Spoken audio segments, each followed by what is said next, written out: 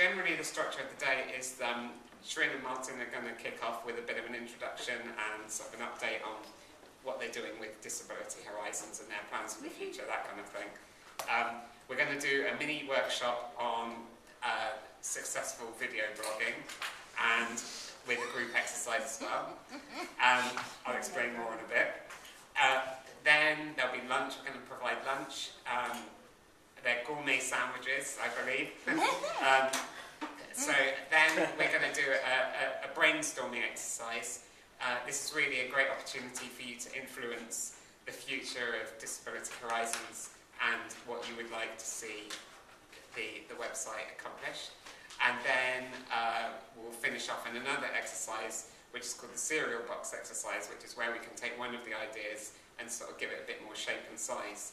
And there'll be a bit of a competition with Martin and Shrin being the winners. So that's generally the gist of the day.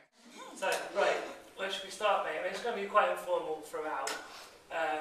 It's really just to bring you up to speed on what Horizons is, what we've been up to the last 2 and a bit years. Yeah, wow. Yeah. Crikey. Yeah, the last 2 years. I think also just kind of set the scene of what kind of we want, what we sort of were trying to create for today. I think, as me and Martin have tried to explain from the very beginning, like what we've tried to create is something for everybody. It's something very much those who contribute are very much the driving force behind what the magazine actually does. And that, I think, is a very sort of key factor into how we sort of differentiate ourselves to everyone else out there. So that was kind of why, we sort of wanted to organise today, because we've all emailed, we've tweeted, we've spoken in a very sort of remote way to all of you. But we just thought everyone who has just contributed so much to us and to what has been happening over the last 2 years, we just thought we had to, get everyone under one roof and actually just, talk about the way ahead and how you guys think we can actually take the magazine forward to the next level. And that was shared all over, well, it's shared all over the world now.